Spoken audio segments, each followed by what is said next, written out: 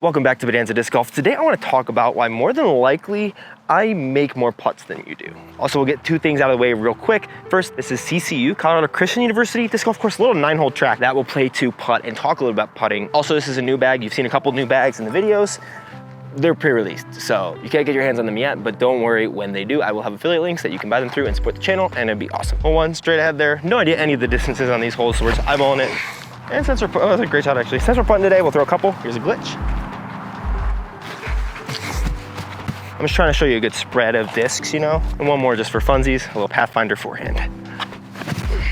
Now, I've already made a putting video on the channel, but that was more on the mechanics of putting, and I'll link that one at the end of this video.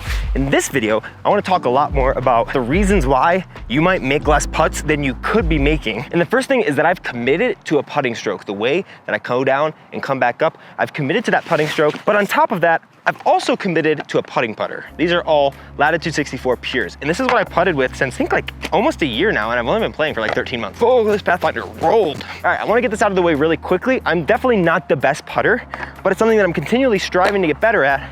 And putting is one of the strongest points in my games. I've had a couple tournament rounds that are 100% C1X.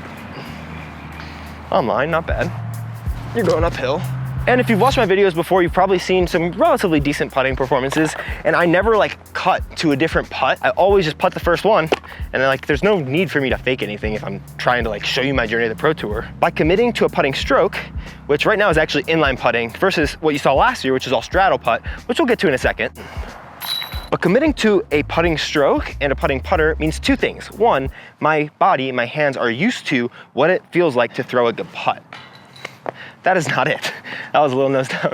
Jeez. But it also means that when I threw that putt, since I've committed to a putting stroke and my putting putter, I know the reason why that was bad, and that's because I threw it a little nose down, and I ended with my hand a little down instead of flat and open. It wasn't a bad putt at all, just a teaching moment, you know? When you commit to a putting stroke, make sure that it has enough spin and distance to get you to the basket. On tour, you can see people draining putts with so many different styles of putting. So it's not exactly the style of putting that matters. There are some mechanics that like are important and some levers in your arm that you want to figure out. And I'll link that video, like I said, at the end of this one. But if you're able to get the putt to the basket from about 35 feet with a relatively simple putting stroke, stick with that stroke. If you like it, stick with a putter, and that'll be important. And I know that I make more putts than for sure some of you guys, because whenever I putt well with the disc, like my Polecat video, putted really well. My Rainmaker video, putted really well. You guys are like, oh my gosh, you need to change to the Rainmaker. Here, listen, come here.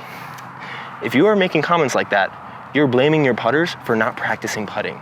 It's not because I'm putting with those putters that I'm putting well, it's because I practice putting. And if you can get the hand feel of a putter down and it's relatively comfortable, or you can compensate for that, you can putt with whatever disc. So stop blaming your putters. If you commented that on one of my videos, go practice putting. Pick one putter, don't blame your putter, and just putt with that for like a month. It'll be way better. Get through. Oh, go in. Okay. Yup.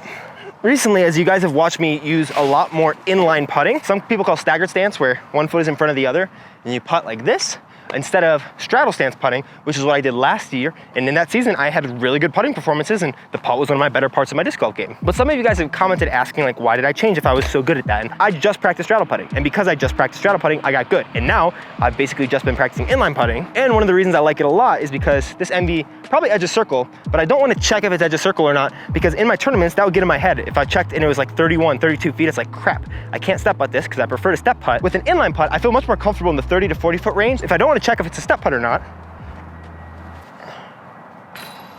Wow, that's embarrassing. I feel like I have much more confidence in a very simple stroke, getting it to the basket, than having to generate a lot more power.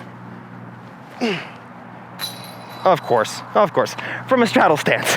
I just feel like it's a lot easier to get the height much more consistently. And even when I threw that straddle putt, I had a lot more questions as to whether or not it was gonna get to the basket, because I feel like it's easier for me to generate power from an inline than it is from a straddle putt. And I think you should have both in your arsenal. Focus on one to start with, and then when you're good enough at it, start focusing on the other two.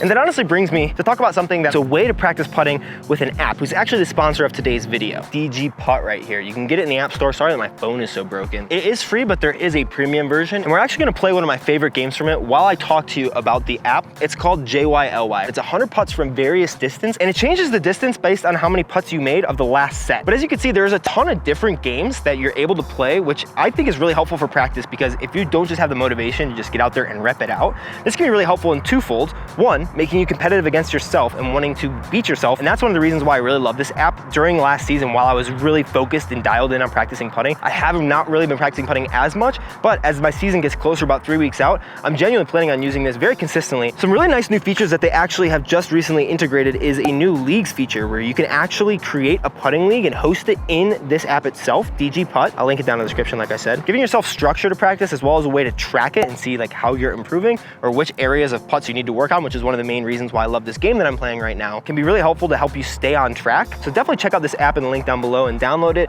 You don't have to get the premium version, but it does unlock some extra cool features and some extra games. Definitely give this app a try, and I'll let you know right now my score on the Jilly, which is putts from 5, 6, 7, 8, 9, and 10 meters. 100 putts total, and it'll give you a total percentage of how many you made. Hopefully you stay back towards the 10-meter mark though, because that means you're making all your putts. For a video talking about how my putting's pretty decent, not the best showing, but I never had to go back to the first station, which is the biggest win. That's just one of the games. A lot of other ones are better suited to different types of practice, like if you need to really work on your short putts or really work on your circle 2 putts. But what's great about that is I got that such a bad score. Like normally if I'm practice putting, I just putt and I don't really keep track of how many I make or miss, but now I'm like, man, I really want to get into the 70s, 80s, maybe even 90s sometime out of 100 putts. Pretty much just staying back at 33 feet. So really excited to continue using that. Thank you so much, DG Putt, for sponsoring this video. I love working with companies that I like to use and that I think provide a lot of value to people who actually want to get a lot better at disc golfing. DG Putt is definitely one of those.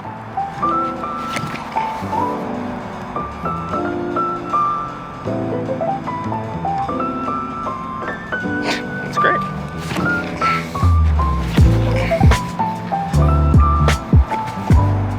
This is a great example of like a nice little 320 whatever foot hole. And another way that you could potentially start to make more putts is throwing better drives. I know that sounds simple, but especially in the tournament, drives and up shots are gonna be so important. So even if you don't throw a good drive, like we're gonna stop here at about 100 feet and throw some up shots. Very simple game, because we're gonna need to finish out all of the putters that we throw. We're just gonna throw my peers at it.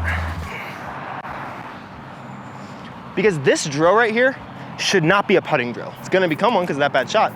But this should just be an upshot drill. Ideally, you should be making all of these right inside the bullseye, about 15 feet, if not closer. Try them on some different angles as well, like a little Anheuser with the pier. Because the point of this is when you have less putts to make, your overall stress in a round is going to go down drastically. When I keep leaving myself 20, 25, 30 foot putts in tournaments, even if I make those putts, having to step up there and do that every single time is going to make each one feel a little bit harder. It's also going to make your driving feel a little bit harder because you have all that accumulated stress. And so doing a drill like this, where you're working on your up shots and just working on your drives in general, putting a disc closer to the basket and making all these, the farthest one here, this may be 20 feet. What a lot of people don't think about, and one of the things that I think helped me to play a lot better towards the end of my season last year, was I thought about accumulated stress. And every time that I would make a bad shot or make a bad decision, it would make the next shots more stressful. And that is hard to dissipate during a round. So you basically have to wait till after your round. So the less stress you can accumulate during your round, the better it's gonna be. The shorter the putts you have to make, the better that's gonna be. So throwing will actually help you make more putts, because those 25 footers later in the round, after you've made 10 footers or 15 footers, it's not gonna feel nearly as difficult as if you've had to make or miss 25, 30, 35, 40 footers back to back to back. Then that 20 footer, that 25 footer on hole 16 or 17, it's gonna feel much more difficult. All right, this next one I think is like 450.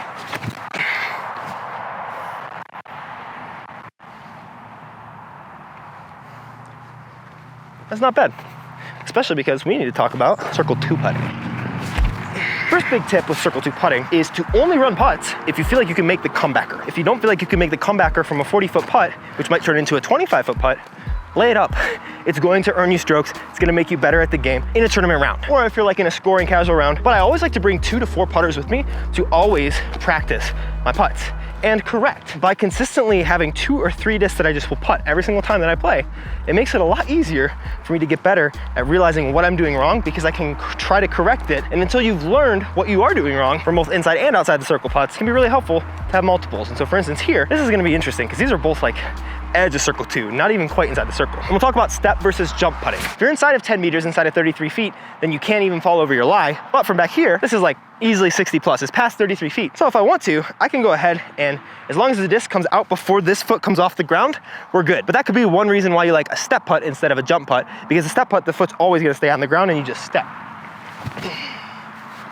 Now personally for me, when I get out to this distance, after about 45 feet, I've realized that since I have to go a little bit more up to get the full distance there, if I wanna go a little straighter, I can jump putt, and as long as this foot stays on the ground before the disc comes out of my hand, I'm able to push it a little more forward at the basket instead of up. Because you don't wanna throw up, you wanna throw towards the basket. Ooh, much better height, and it left me with a much closer comeback putt. So if you notice, these are all my jump putts because I know my distances. And the step putt, I got past the basket, but it's much less controllable. Like everything, step and jump putting, I would really focus on getting the disc towards the basket, spinning it towards the basket, not spinning it up. My biggest help is when I pause at the bottom for half a second before I explode out towards the basket. All right, for this next putting tip, this isn't necessarily wind reads yet, but because we're right here, I wanna give you a tip on how to make sure you're lining up your putt so that it will go straight into the basket. Big shout out Tai Relatis over on Instagram. He posted just a reel about this where it's something that I've been doing, but I haven't known like a cue for or heard the second part of, because everyone says like paint the pole with your hand when you go up. That way you're going straight towards the pole. But the other part that Tai talked about was painting your spine. So you come down on your spine and you come up on the pole. I think that's pretty helpful because sometimes you can go down and then paint the pole. And when you do that, it creates like a little bit of an awkward angle where it's gonna come out on hyzer and a little fluttery and a little bit to the right. So basically you wanna paint your spine and paint the pole. A little low because there's a left to right wind, a slight hyzer, so it's gonna drop your putt. Let's quickly talk wind. Right now the wind is coming directly from the left to my right. If I'm here, if I putt a little bit on hyzer, it's going to drop my disc because the wind is gonna be pushing that side down. So I wanna make sure that I aim a little higher.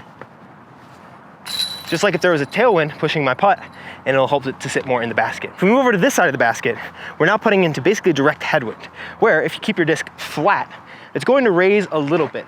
If you putt nose up at all, it's really gonna raise it into that. And if you putt nose down, it's actually gonna drop it into the headwind. There's a tailwind here, where when I'm coming at the basket, flat at it, it's gonna drop it a little bit. So instead of aiming here, I might aim actually a little bit up here.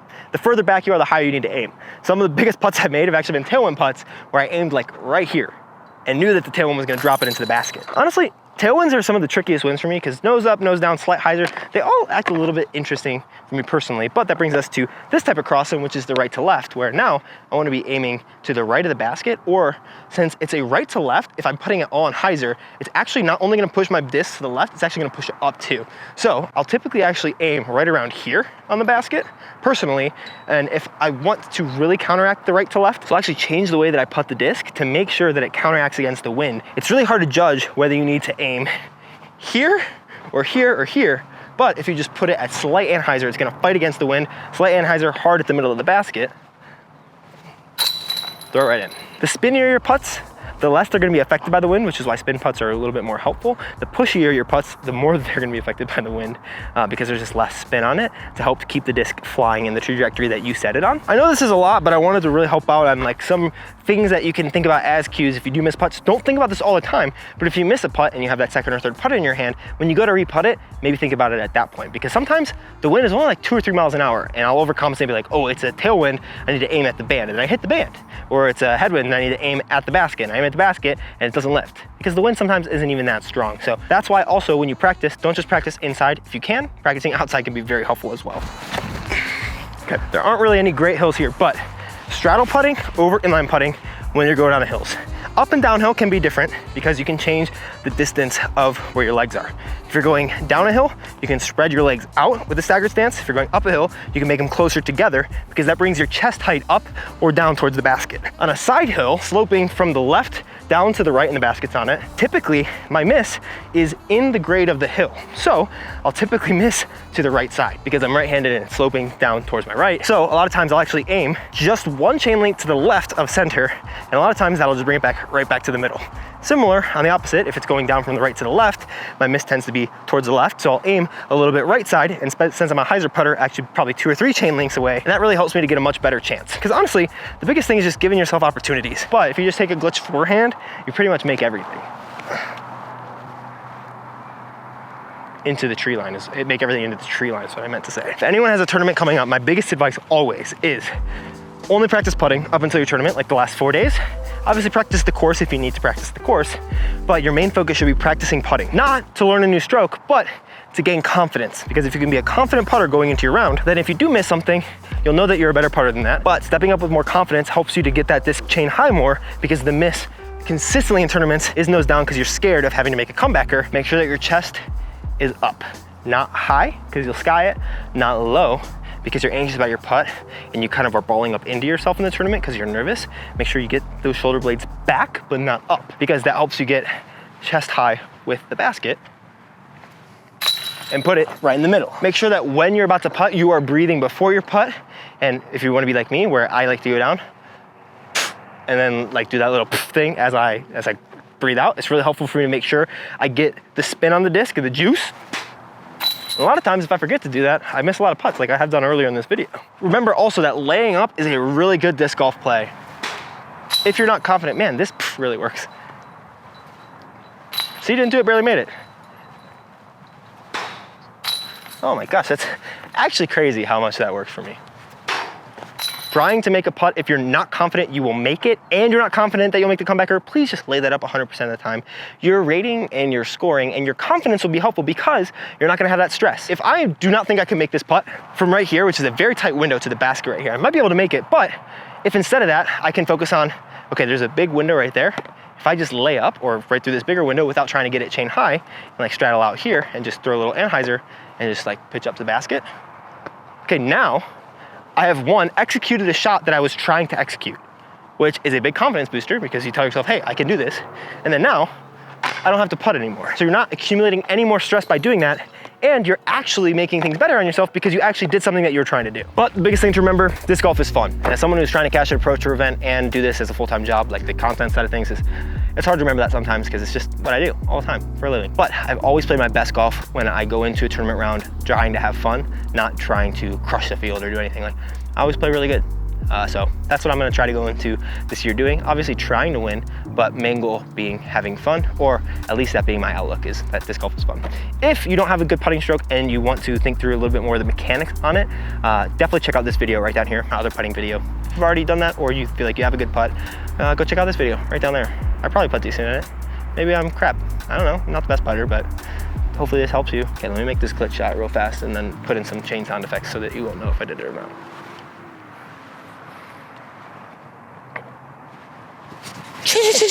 Okay, love you guys, bye.